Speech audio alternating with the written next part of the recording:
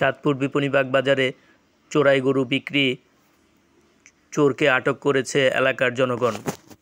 রবিবার চাঁদপুর সদর উপজেলার তর্পচন্ডী ইউনিয়ন থেকে একটি গরু চুরি করে এনে সোহাগ পাটোয়ারি নামে এক চোর চাঁদপুর বিপণীবাগ বাজারের কালা ব্যাপারীর কাছে গরুটি বিক্রি করে।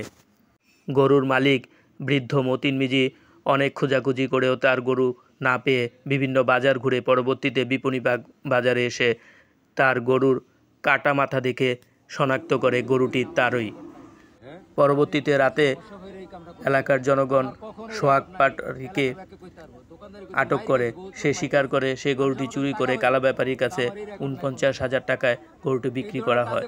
পরবর্তীতে সোহাগ পাটোয়ারিকে চাঁদপুর মডেল থানায় সোপর্দ করা হয়। আমি সম্পূর্ণ স্বীকার করছি, আমার কোনো সময় এটা রেকর্ড নেই ভাই। আমি খুব এককালে আমি আমার চেহারা মানুষের আপনার নাম কি?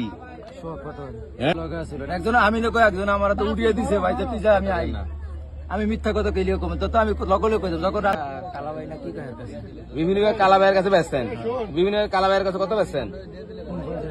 49,০০০ টাকা বেচতেন। কথা কইছি আপনি আমার ফিড আর মারেন যা কিছু করে, আমি সত্য কথা কইছি ভাই। এটা আমার নিজের গরু ভাই।